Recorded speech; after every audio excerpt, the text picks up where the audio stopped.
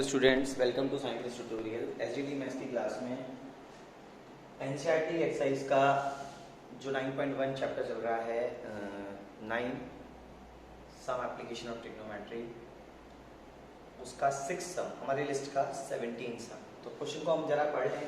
ऐसे डायग्राम आ रहे हैं अब जो आप देखेंगे कि डबल एंगल में होंगे। वो क्या है, मैं कैसे समझा रहा हूँ आपको जरा समझना, जिससे आप आगे के सम्स को और बड़े आसानी से पूरा पेज मंजिल तक पहुंचा पाएंगे। सुनिए, तो क्वेश्चन कहता है 1.5 मीटर टॉल बॉय है स्टैंडिंग ऑन सम डिस्टेंस, कुछ दूरी पर खड़ा है जो 30 मीटर टॉल बिल्डिंग है। मतलब सामने एक बिल्डिंग है जो 30 मीटर की है। बात को समझना, बिल्डिंग है 30 मीटर की, इसकी हाइट है 30 मीटर और सामने एक बॉय है जिसकी हाइट ज्यादा नहीं है, वो है 1.5। ये बॉय को हम 1.5 हाइट का मान लेते हैं। यहां से ये क्या करता है, the angle of elevation from his eyes to the top of building. Building के टॉप पर जो एंगल बन रहा है वो बन रहा है हमारा 30 डिग्री से इंक्रीज 60 डिग्री होता है तब जब ही walks towards the building. Building की तरफ जब चलता है, जब वो बिल्डिंग की तरफ चलता है, कितना डिस्टेंस चलता है मान लेते हैं वो x डिस्टेंस चलता है, यहाँ भी और ये भी।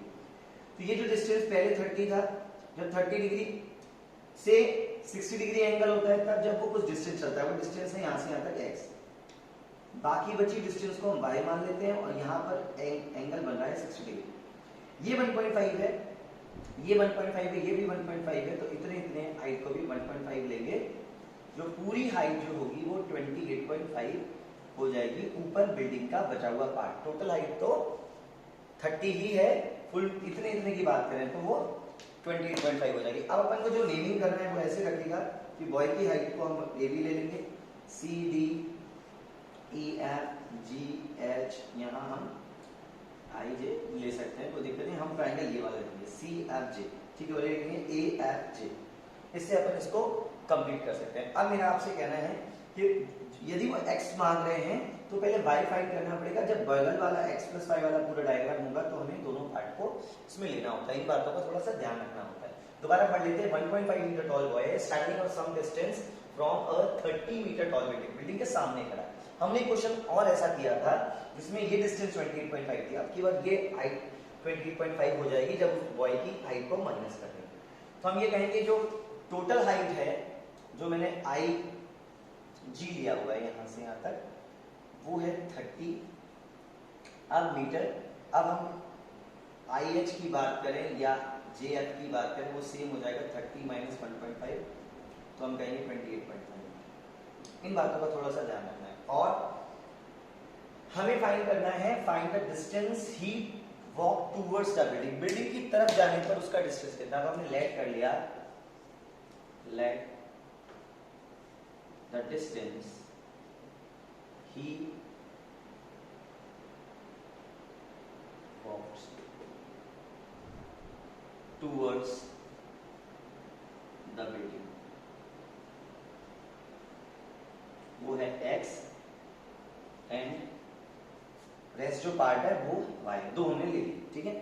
अच्छा, अब हमने इसमें लगाया, हमने बोला इन ट्राइंगल, दो ट्राइंगल आ जाएंगे तो सी एफ जे, कोई भी ट्रायंगल लगा सकते हैं। सी एफ जे के अंदर हमने लगाया tan theta perpendicular by base. tan theta की जगह में 60 रखा, परपेंडिकुलर है 28.5, बेस है ये y आएगा तभी वो आएगा।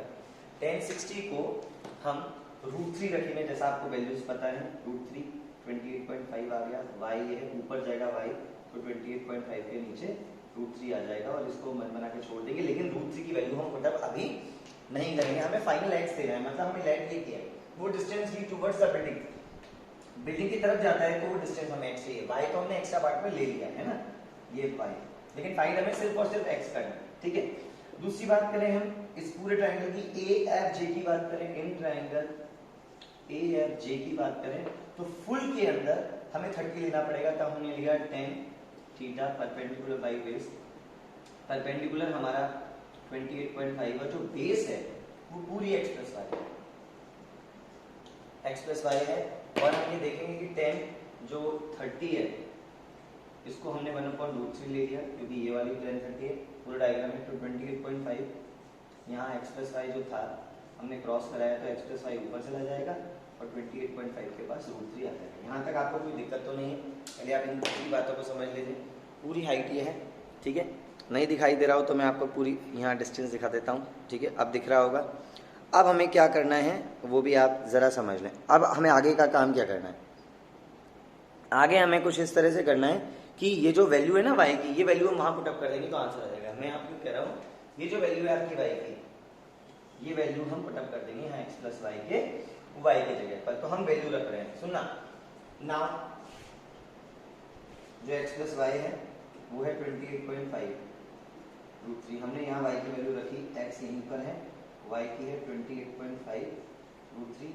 28.5 √3 में हम इसको उधर ले जाएंगे, इसको 28.5 वाले पार्ट को हम पूरा पूरा वहाँ सॉल्व में ले जाएंगे तो आंसर हमारा आ जाएगा।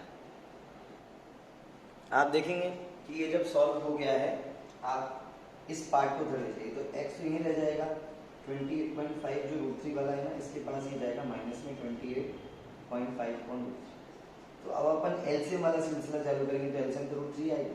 √3 का √3 से प्रोडक्ट होगा तो आप जानते हैं 28.5, मैं पूरा दिखाता हूँ, √3 में √3 का प्रोडक्ट हो रहा है और यहाँ 28.5 बचा है। आपको दिख रहा है ये दोनों में 28.5 कॉमन है।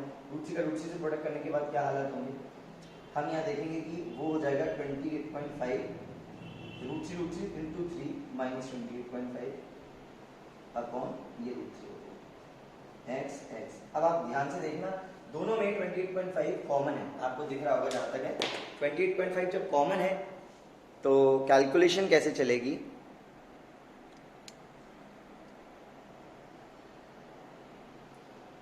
दोबारा मैं बता देता हूँ, हमने कुछ नहीं किया, ये y की वैल्यू पुटअप कर दी, y की वैल्यू पुटअप करने के बाद उधर ले गए, एलसीएम या तो √3 हो जाएगा। अब मेरा आपसे कहना है 28.5 जब ये दोनों में कॉमन आ रहा है तो x की वैल्यू होगी 28.5, अंदर होगा 3 - 1 और नीचे तो हमारा √3 बैठा हुआ है जिसका रिलेशन बाद में करेंगे। x = 28.5 3 - 1 क्या बचा 2 अपॉन √3 f से कोई दिक्कत नहीं है। x = 28.5 का डबल करते हैं तो 28 का डबल होता है 56, लेकिन 0.5 है इसलिए हम उसको 57 लिखेंगे तो 57/√3। अभी भी कहानी खत्म नहीं होगी, रेशनलाइजेशन करना पड़ा √3/√3 तो ये फाइनल हो गया 57√3 अपॉन नीचे 3 से काटा तो ये 19 हो जाएगा तो फाइनल होगा 19√3 मीटर। तो ये हाइट है। ये वो क्वेश्चंस हैं जिसमें हम डबल डायग्राम वाले क्वेश्चंस करेंगे। ये है 17। हम यहाँ ये कह सकते हैं जो हमारी लिस्ट है वो ये पूरा पार्ट कंप्लीट हो गया है और हम ये देखें कि आगे की बात करें तो जो 18 से शुरू हो रहे हैं उसको आप करें तो 18 ये जैसे 6 है बुक का तो वो 17 होगा। मैं आपको दिखाई दूँ लिस्ट, 18 नंबर से 7th होगा, 8th होगा, 9, 10 ये एनसीईआरटी का पार्ट चालू होगा जिसे हम आगे और करेंगे। तो इनको आप कंप्लीट कर लीजिए।